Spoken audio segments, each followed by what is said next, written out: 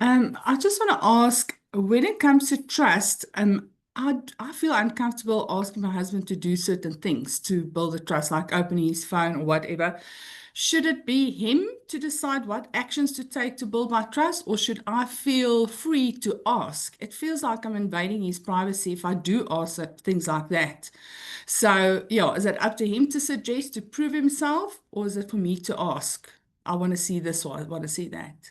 From my side, Alida, I think it's a bit of both. We would like for them to see that they take charge and responsibility and accountability for what they've done.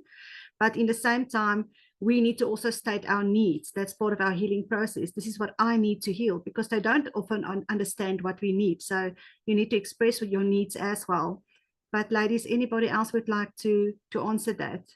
I think, sorry if I can jump in. I think um, one of the things with addiction is we condition people around us to be afraid to challenge our behavior. So I know, like for myself, if someone challenged what I was doing, I'd make them the problem. Like you're seeing things.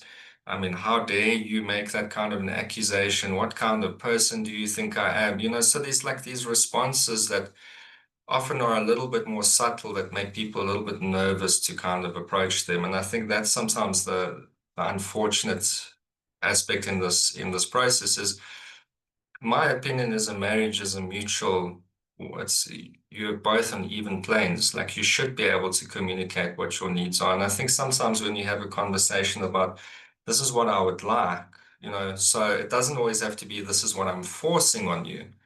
But hey, I would like to have this conversation about what I would like to see. I think then that should be 100% okay. I think anyone should be able to do that in any marriage at any point. And I think that's just open communication. So I think it's one of those things, if you're afraid of the response but haven't ever got that response, I'll definitely encourage you to try and maybe just approach it in a way is like, I just like to have a discussion about what I would like to see. And then if he has any issues with that or certain semantics, to be able to talk that out.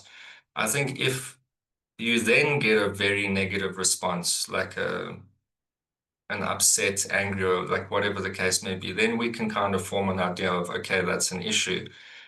But I think if we kind of decide before we've even tried that it'll be a problem, I think sometimes it's better to actually try, because I think a lot of people are pleasantly surprised when you actually sit down and communicate those things, and it's well received. It's like the risk is really worth the reward. But I think I'm sure most people in this meeting have struggled with that at one point or another, because of the nature of addiction, how we try and keep everyone away. We keep people afraid of kind of asking us questions or asking us to change and how to change. So